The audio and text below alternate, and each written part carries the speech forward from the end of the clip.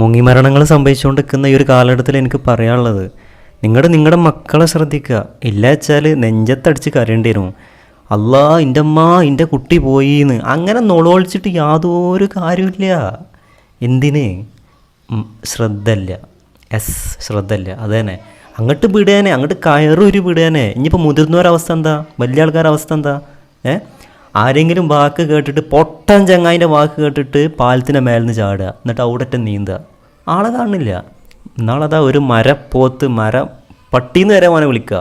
ഓന് ഒരു മന്തിക്ക് വേണ്ടിയിട്ട് ഇവിടുന്ന് കുറേ ദൂരം ഏറ്റവും നീന്തിക്കണ്. എന്നിട്ട് അവിടെ എത്തിയപ്പോൾ ഓനക്ക് മസിലില്ല. എന്നിട്ട് ആരെ രക്ഷപ്പെടുത്തിയത്? വേറെ ആരോ വന്നുകാണ്ട്. എന്നിട്ട് ഈ പൊട്ടന്മാർ കൂടെ ഉണ്ടാ. ഞാനൊരു കാര്യം പറയട്ടെ, ആരെങ്കിലും വാക്ക് കേട്ടിട്ട് കുളത്തിലോ പുഴയിലോ കടലിലോ ചാടാൻ നിൽക്കണ്ട. നല്ല നീന്തറിയണം. മനസ്സിലാവുന്നുണ്ടോ? നിങ്ങളൊക്കെ കാത്തിരിക്കാൻ വീട്ടിൽ അമ്മ ഉണ്ട്, അച്ഛനുണ്ട്, ഭാര്യയുണ്ട്, മുട്ടായി ഏറ്റ് വരുമെന്ന് വിചാരിച്ചിരിക്കണ കുട്ടിയുണ്ട്. ഒന്ന് ചിന്തിക്കാനട്ടാ. ഇതൊന്നും ഒരു രസമുള്ള സംഭവം ഒന്നുമല്ല.